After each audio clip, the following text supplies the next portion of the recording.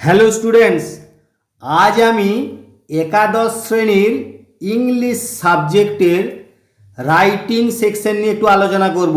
এই রাইটিং সেকশনের ইএসপি নিয়ে একটু আলোচনা করা যাক। ইএসপি বলতে কি বোঝায়, অর্থাৎ ইএসপির ফুল ফর্মটা কি? ইএসপি অর্থাৎ ইংলিশ ফর স্পেসিফিক পারপাসেস অথবা ইংলিশ ফর স্পেশাল পারপাসেস। আমরা যেটা বাংলায় এরকম বলতে পারি, বিশেষ উদ্দেশ্যে ইংলিশের ব্যবহার। ক্লাস 11-এর ইএসপির অন্তর্ভুক্ত দুটো বিষয় থাকে। ক্লাস 11-এ ইএসপিতে দুটো বিষয় থাকে, আর সেগুলো কি না, নিউজ পেপার অ্যাডভার্টাইজমেন্ট আর কমার্শিয়াল লিফলেট। আজকে আমরা প্রথম বিষয়টি অর্থাৎ নিউজ পেপার অ্যাডভার্টাইজমেন্ট নিয়েই একটু আলোচনা করব। অ্যাডভার্টাইজমেন্টকে সংক্ষেপে আমরা অ্যাড বলে থাকি। এই নিউজ পেপারের অ্যাড সেকশন সাধারণত দু ধরনের হয়, ডিসপ্লে অ্যাড আর ক্লাসিফাইড অ্যাড। ডিসপ্লে অ্যাডে বড় বড় কোম্পানি বা কর্পোরেট হাউসগুলো লোগো, ব্যানার, ছবি ইত্যাদি ব্যবহার করে পুরো পাতা জুড়ে অ্যাড দেয় এবং এই অ্যাড খুবই কস্টলি। যাই হোক, তোমাদের কোয়েশ্চেন পেপারে ক্লাসিফাইড অ্যাড নিয়েই প্রশ্ন আসে। বাংলায় আমরা যাকে বলি সারিবদ্ধ বা শ্রেণীবদ্ধ বিজ্ঞাপন। এই ক্লাসিফাইড অ্যাড নিয়েই আজকে আমি আলোচনা করব উদাহরণ সহ। তোমরা ডিটেলসে দেখো। এই ক্লাসিফাইড অ্যাড বা এই ক্লাসিফাইড অ্যাডে বিভিন্ন হেডিংয়ে দেয়া হয়। এগুলো অনেক প্রকারের হতে পারে। তো আমি এখানে প্রায় 10টার মতন কী ধরনের হেডিংয়ে এই ক্লাসিফাইড অ্যাড দেয়া হয় বা তোমাদের কোশ্চেন পেপারে আসে সেগুলো নিয়ে একটু বলি। এখানে 10 ধরনের হেডিং দিয়েছি, তোমরা একটু দেখো। 1 নম্বর যেমন লস্ট অ্যান্ড ফাউন্ড, যেটা আমরা বাংলায় বলি হারানো প্রাপ্তি। অর্থাৎ এই হেডিংটা সাধারণত এই ধরনের প্রশ্নের ক্ষেত্রে তোমরা ব্যবহার করতে পারো যে তোমার হয়তো কোনো বিশেষ জিনিস হারিয়ে গেছে, অর্থাৎ কোনো ডকুমেন্টস বা অন্যান্য কিছু সব হারিয়ে গেছে, সেগুলো নিয়ে তুমি খুঁজে পাওয়ার জন্য বা ফিরে পাওয়ার জন্য একটা বিজ্ঞাপন দিলে, বা তুমি হয়তো কোথাও রেল স্টেশন বা বাস স্টপেজে বা বাস স্ট্যান্ডে কোথাও হয়তো কোনো জিনিস কুড়িয়ে পেয়েছো, খুব দরকারি জিনিস, সেগুলো হয়তো তুমি একজন সহৃদয় ব্যক্তি ফেরত দিতে চাও, সেই ব্যাপারেও তুমি একটু হয়তো পয়সা খরচ করে একটা বিজ্ঞাপন দিলে, যাতে করে যার হারিয়ে গেছে সে হয়তো সহজেই তোমার ঠিকানায় যোগাযোগ করে পেয়ে যেতে পারে। তারপরে দেখো 2 নম্বরে হয়তো বাই অ্যান্ড সেল, মানে ক্রয় বিক্রয়। অর্থাৎ কোনো তোমার বিশেষ জিনিস, তাতে ফার্নিচার হোক বা কোনো দামি ইলেকট্রনিক্স জিনিস হোক, সেগুলো তুমি বিক্রি করতে চাও, বা তুমি এরকম পুরোনো জিনিস কিছু কিনতে চাও, সেই নিয়ে তুমি একটা বিজ্ঞাপন দিলে, সেগুলো আমরা হেডিংয়ে বাই অ্যান্ড সেল বলতে পারি। তবে এডুকেশনাল অর্থাৎ শিক্ষা সংক্রান্ত, এগুলো কি না, তুমি হয়তো কোনো ট্রেনিং দিতে চাও, কোনো কিছু শেখাতে চাও, রান্নাবান্না কিছু শেখানো, বা কোনো কিছু কোনো ছেলে মেয়েদের টিউশন পড়ানো, বা কোনো বিষয়ে ট্রেনিং দেওয়া, এই সব ব্যাপারগুলোর জন্য বিজ্ঞাপন দিলে তখন তুমি আরামসে এডুকেশনাল এই হেডিংটা দিতে পারো বা এই টাইটেলটা লিখতে পারো। তারপর দেখো সিচুয়েশন ওয়ান্টেড, অর্থাৎ কর্মপ্রার্থী, মানে চাকুরি টাকুরি পাওয়ার জন্য বা চাকুরি করার জন্য কেউ বিজ্ঞাপন দিল। কেউ হয়তো যথেষ্ট কোয়ালিফাইড ব্যক্তি, সে তার অনেক যোগ্যতা বা ডিগ্রি রয়েছে, সে উপযুক্ত কাজের সন্ধানে রয়েছে, সেই জন্য সে বিজ্ঞাপন দিল তার ডিটেলস বায়োডাটা দিয়ে, এবং সে উপযুক্ত কি কাজ করতে চায়, কি ধরনের কাজ পেতে চায়, সেই নিয়ে বিজ্ঞাপন দিল, হেডিংয়ে লিখলো সিচুয়েশন ওয়ান্টেড অর্থাৎ কর্মপ্রার্থী। আবার এ ধরনেরও হয় সিচুয়েশন ভ্যাকেন্ট, অর্থাৎ কোনো কোম্পানি বা কোনো প্রতিষ্ঠান হয়তো কোনো লোক নেবে বা কোনো প্রার্থী ক্যান্ডিডেট চাইছে তাদের উপযুক্ত কাজের জন্য, সেই জন্য হয়তো সেখানে তাদের যা যে কোয়ালিফিকেশান বা যা কিছু প্রয়োজনীয় তথ্য সেগুলো নিয়ে বিজ্ঞাপন দিতে পারে, স্যালারি সহ বা অন্যান্য সুযোগ সুবিধা সহ বিজ্ঞাপন দেয়, সেটার এই হেডিংয়ে করা যেতে পারে যে সিচুয়েশান ভ্যাকেন্ট। এরপর দেখো houses and flats to let, অর্থাৎ বাড়ি ঘর ফ্ল্যাট ইত্যাদি ভাড়া দেওয়ার ব্যাপার, হয়তো কেউ বাড়ি ভাড়া দিতে চায় বা ফ্ল্যাট ভাড়া দিতে চায়, সেই জন্য এরকম হেডিং দিয়ে সেও তার উপরে বিজ্ঞাপন দিতে পারে। তারপরে অ্যাকোমোডেশন কথাটা অর্থ কি না, কেউ হয়তো ব্যবসা বা বসবাসের জন্য জায়গা বাড়ি ইত্যাদি দেবে, তো সেইটার জন্যে হেডিংয়ে সে দিল যে অ্যাকোমোডেশন, এই হেডিং করে সে 50টা শব্দের মধ্যে বা যত কম শব্দের মধ্যে পারবে বিজ্ঞাপন দিল। প্রপার্টি অর্থাৎ সম্পত্তি, অর্থাৎ বিভিন্ন জমি জমা ঘর বাড়ি ইত্যাদি সে হয়তো কিনতে চায় বা কোথাও তার প্রয়োজন, সেই সংক্রান্ত বিজ্ঞাপন এই প্রপার্টির অধীনে বা প্রপার্টি এনটাইটেল করে দিতে পারে। পার্সোনাল ব্যক্তিগত, এগুলো কি না, হয়তো ধরো কেউ নাম পরিবর্তন করেছে বা হয়তো কারো ঠিকানা পরিবর্তন হয়েছে, এরকম যে ব্যক্তিগত ব্যাপার আছে, সেই ব্যক্তিগত বিষয় নিয়ে যখন অ্যাডভার্টাইজমেন্ট দেওয়া হয় সেটা উপরে হেডিংয়ে পার্সোনাল বলে অ্যাডভার্টাইজমেন্ট দিতে পারে। মিসলেনিয়াস বিবিধ, এই মিসলেনিয়াস বিবিধ মানে অনেক রকমের তো বিজ্ঞাপন দেওয়া হয় এবং সেগুলো সে প্রয়োজন মতো একটা হেডিং করতে পারে, টাইটেল করতে পারে। সবসময় মনে রাখবে যে টাইটেল বা আমি বিজ্ঞাপনের যে শব্দগুলো লিখব এতটাই মানে আকর্ষণীয় করে তুলতে হবে। বিজ্ঞাপনের উদ্দেশ্যই হচ্ছে যতটা সম্ভব আকর্ষণীয় করে আমার ক্রেতা বা কাস্টমারদের বা আমার যাদের উদ্দেশ্যে বিজ্ঞাপন দিচ্ছি তারাকে আকৃষ্ট করতে হবে। তাহলে মিসলেনিয়াস বিবিধ মানে বিভিন্ন হেডিংয়ে আমরা আমাদের প্রয়োজনীয় বিজ্ঞাপন দিতে পারি।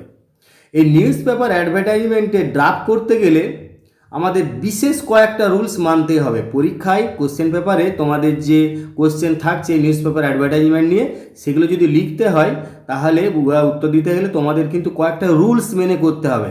এই রুলসগুলো কিন্তু খুবই মানে জানা জরুরি, কারণ বিজ্ঞাপনের ব্যাপারটা যেহেতু একটা আর্থিক ব্যাপার এসে যায়, সেই জন্য বিশেষ কয়েকটা রুলস মেনেই করতে হবে এবং তাতে তোমরা আশা করা যায় খুব ভালো নম্বর পাবে। সেই রুলসগুলো কি কি আমি এখানে একটু বলি, আলোচনা করি, তোমরা দেখো।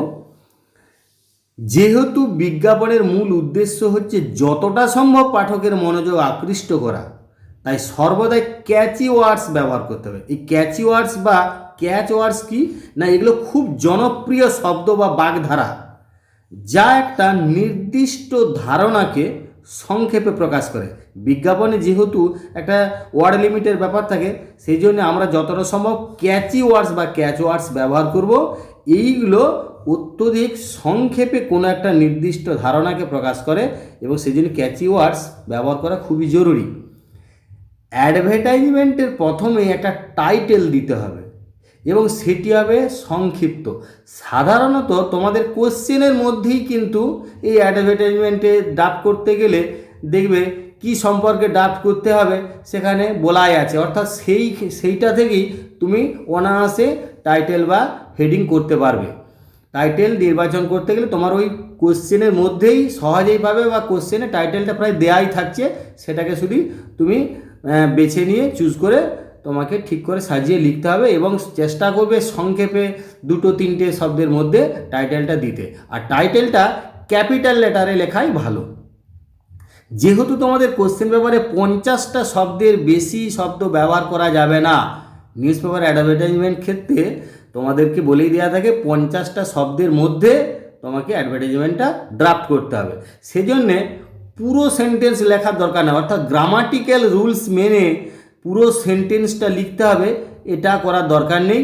অতি সংক্ষেপে যতটা পারা যায় কম শব্দের মধ্যে অতি সংক্ষেপে বেশি তথ্য দেওয়ার চেষ্টা করতে হবে।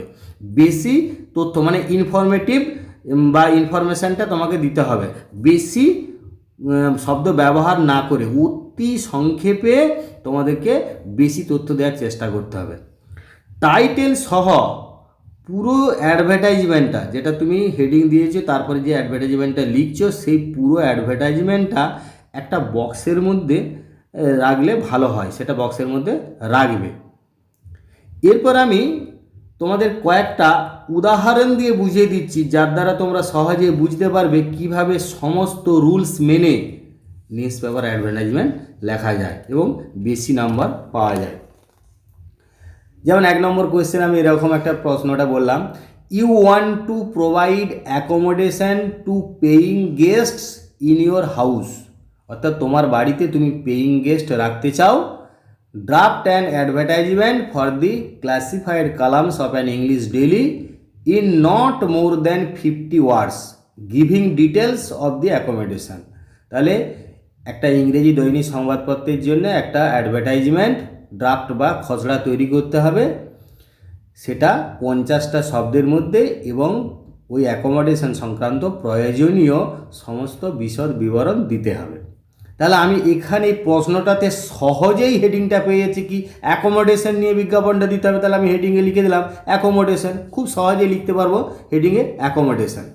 এরপরে আমাকে মানে প্রয়োজনীয় ওই 50টা শব্দের মধ্যে প্রয়োজনীয় তথ্যটা যতটা পারা যায় সংক্ষেপে দিতে হবে। কীরকমভাবে আমি দিচ্ছি দেখো না, অ্যাকোমোডেশন মানে প্রথমেই আমি আকর্ষণীয় করে তোলার জন্য বললাম যে অ্যাকোমোডেশন অ্যাভেলেবেল, অর্থাৎ যেই বিজ্ঞাপনটা পড়বে পাঠক প্রথমেই বুঝে নিচ্ছে অ্যাকোমোডেশন অ্যাভেলেবেল। কী জন্য না, অ্যাকোমোডেশন অ্যাভেলেবেল ফর গ্র্যাজুয়েট অথবা post graduate male students as paying guest in south Kolkata near Gariahat metro station.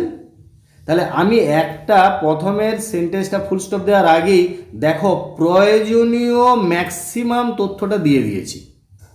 এরপরে সেখানে আমি আর একটু ডিটেলস দিলাম যে cosy spacious separate room with attached bath, অর্থাৎ বেশ আরামদায়ক জায়গাবহুল সেপারেট পৃথক ঘর রয়েছে, অ্যাটাচড বাথ আছে, 24 hours water and electric facility, 24 ঘন্টা জল এবং ইলেকট্রিক ফেসিলিটি পাওয়া যাবে, হোমমেড মিল অর্থাৎ বাড়ির তৈরি খাবার, হোমলি অ্যাটমসফিয়ার বাড়ির মতনই পরিবেশ, উইথ অল মডার্ন অ্যামিনিটিস অর্থাৎ সমস্ত আধুনিক সুযোগ সুবিধা রয়েছে, পলিউশন ফ্রি এরিয়া দূষণমুক্ত এলাকা,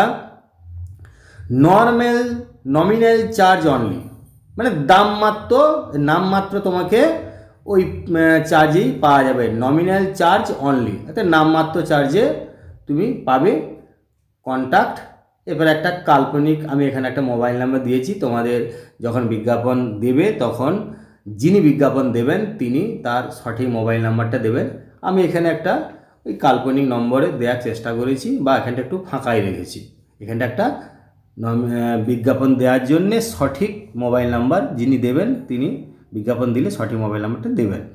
এরপরে আমি 2 নম্বর আর একটা উদাহরণ দিচ্ছি, দেখো একটু আলাদা ধরনের।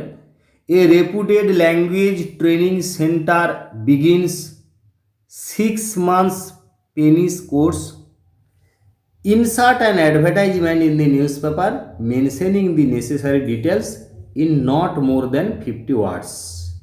অর্থাৎ একজন রেপুটেড ল্যাঙ্গুয়েজ ট্রেনিং সেন্টার মানে একটা খ্যাতনামা ভাষা প্রশিক্ষণ কেন্দ্র 6 মাসের একটা পেনিস ভাষা শেখার কোর্স শুরু করছে, তার জন্য একটা বিজ্ঞাপন দিতে হবে খবরের কাগজে, প্রয়োজনীয় সঠিক বিশদ বিবরণগুলো দিয়ে 50টা শব্দের বেশি ব্যবহার করা যাবে না। তাহলে এইটাতে তুমি অনায়াসে বুঝতে পারছো যে এখানে মানে ল্যাঙ্গুয়েজ ট্রেনিং দেওয়া হবে, অর্থাৎ ল্যাঙ্গুয়েজ শেখানো হবে, কোনো কিছু শেখানোর ব্যাপার। তাহলে আমি অনায়াসে এগুলো এডুকেশনাল করতে পারবো। যে সমস্ত জায়গায় পড়ানো শেখানো ব্যাপার থাকছে সেগুলো এডুকেশনাল শিক্ষা সংক্রান্ত, তাহলে এডুকেশনাল আমি হেডিংটা দিয়ে দিলাম।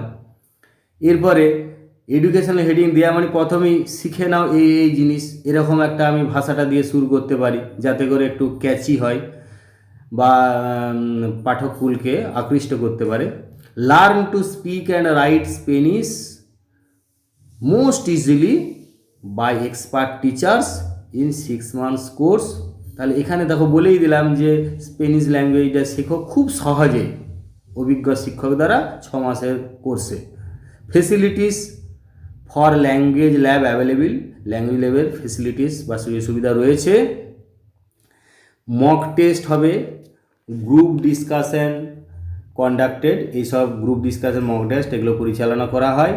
ইউজিসি রিকগনাইজ সার্টিফিকেট, ইউজিসি স্বীকৃত সার্টিফিকেট দেওয়া হবে। ডিউ রেকমেন্ডেশন অর্থাৎ উপযুক্ত সুপারিশও করা হবে ফর ইন্টারপ্রেটার জব, অর্থাৎ দোভাষীর যে কাজ বা চাকরি রয়েছে তার জন্য উপযুক্ত এখান থেকে সুপারিশও করা হয়। হোম অ্যান্ড অ্যাব্রড, দেশে বিদেশে। অ্যাফোর্ডেবল কোর্স ফিস, অর্থাৎ সাধ্যমতো এই কোর্স ফিসটা সাধ্যমতো। ফর ডিটেলস, আরও বিশদ বিবরণের জন্য এরপরে কন্ট্যাক্ট করে একটা মোবাইল নাম্বার দিলে, এখানে আমি একটা কাল্পনিকভাবে দিয়েছি, তোমরা বা যিনি বিজ্ঞাপনদাতা তিনি সঠিক বিজ্ঞাপনের জন্য সঠিক মোবাইল নাম্বারটা দেবেন। তাহলে তুমি বুঝতে পারছো যে এইখানে যেভাবে আমাদের এডুকেশনাল মানে শিক্ষা সংক্রান্ত, অর্থাৎ আমাদের এমন জিনিসগুলো নিখুঁত তথ্যটা দিতে হবে যাতে করে যিনি এই ট্রেনিং কোর্সে আসতে চান তিনি সহজেই পেয়ে যান। তারপরে বাকি তার আরও কিছু জানার থাকলে মোবাইল নম্বরে যোগাযোগ করবে। এরপর 3 নম্বরে আরেকটা অন্য ধরনের দিয়েছি, দেখো। An insurance company requires some agents insert an advertisement in the news paper mentioning required qualifications in not more than 50 ওয়ার্ডস। অর্থাৎ একটা ইন্স্যুরেন্স কোম্পানি কিছু এজেন্ট তাদের দরকার, সেই জন্য একটা তোমাকে খবরের কাগজের জন্য বিজ্ঞাপন রেডি করতে হবে। প্রয়োজনীয় কোয়ালিফিকেশান অর্থাৎ যোগ্যতা এইসবগুলো চেয়ে 50টা শব্দের মধ্যে করতে হবে।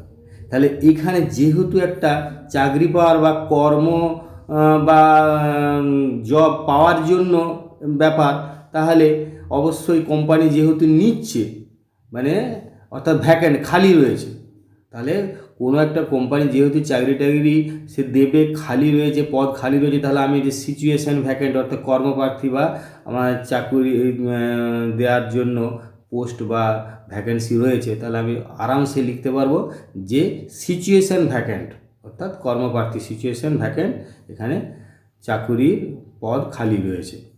তাহলে প্রথমে এইসব ক্ষেত্রে একেবারে সরাসরি এরকম শব্দটা লিখিয়ে দিতে পারো যে ওয়ার্ক অপরচুনিটি, অর্থাৎ কাজ করার সুযোগ for young dynamic agents for an insurance company. একটা ইন্স্যুরেন্স কোম্পানির জন্য ইয়াং ডাইনামিক সব এজেন্ট দরকার, তাদের কাজে করার ফেসিলিটি বা সুযোগ সুবিধা রয়েছে, অপরচুনিটি রয়েছে। কোথায় না, ফর বাঁকুড়া রিজিওনাল অফিস, এই বাঁকুড়া রিজিওনাল অফিসের জন্য। এরপর এর কোয়ালিফিকেশান তুমি একটু বললে যে graduates having 5 years insurance job experience and good command, ভালো দখল দরকার, 5 বছরের এই ইন্স্যুরেন্স বিমা ক্ষেত্রে তার অভিজ্ঞতা এবং গ্র্যাজুয়েট হতে হবে, আর তার সঙ্গে good command over Bengali and English, ইংরেজি বাংলায় ভালো দখল থাকতে হবে।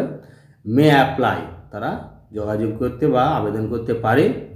গুড স্যালারি অ্যান্ড পার্কস, অর্থাৎ ভালো বেতন দেওয়া হবে এবং অন্যান্য সুযোগ, পার্কস মানে অন্যান্য সুযোগ সুবিধা থাকবে।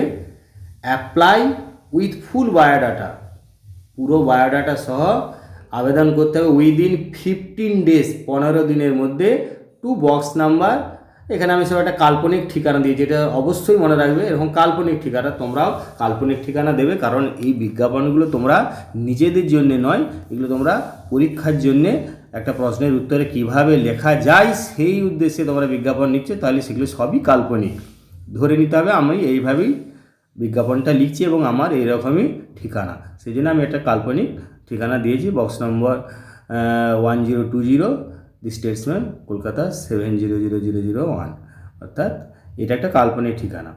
এরপরে আবার এক ধরনের বিজ্ঞাপন আমি এখানে একটা ড্রাফট করে দিয়েছি, দেখো। You have a flat in Kolkata which you want to sell, তোমার একটা কলকাতায় ফ্ল্যাট আছে যেটা তুমি বিক্রি করতে চাও। Draft and advertisement in a news paper, একটা নিউজ পেপারে একটা অ্যাডভার্টাইজমেন্ট বা বিজ্ঞাপনে একটা খসড়া তৈরি করো। ইন নট মোর দ্যান 50 ওয়ার্ডস, 50 শব্দের বেশি নয়। Announcing the same with details of the flat, অর্থাৎ ফ্ল্যাটের ডিটেলস সহ এই বিজ্ঞাপনটা তৈরি করো। তাহলে আমি তো বুঝতেই পারছি যে ফ্ল্যাটসটা বিক্রি করা হবে, কারণ এখানে বলাই আছে, তাহলে ফ্ল্যাট সেল, তাহলে আমি সেইটাই হেডিংয়ে দিয়ে দিই যে ফ্ল্যাটস ফর সেল, অর্থাৎ বিক্রির জন্য ফ্ল্যাট বিক্রি করা হবে, ফ্ল্যাটস ফর সেল। এটা প্রশ্ন থেকে হেডিংটা অতি সহজেই করতে পারে। এবার ফ্ল্যাটসটা ডিটেলস বা এমনভাবে লিখবো যাতে করে আমাদের যারা বায়ার মানে ক্রেতা তারা খুবই আকৃষ্ট হয় এই বিজ্ঞাপনটা দেখে যে এবং যোগাযোগ করার চেষ্টা করে। A well furnished 2 BHK 1120 square feet south facing flat, অর্থাৎ একটা ভালোভাবে সুসম্পন্ন সাজানো একটা 2টো বেডরুম যুক্ত ফ্ল্যাট, এবং সেটা সাধারণত এত স্কোয়ার ফিটের মধ্যে, অর্থাৎ 1120 স্কোয়ার ফিটের মধ্যে সাউথ ফেসিং ফ্ল্যাট, এটা দক্ষিণমুখী ফ্ল্যাট।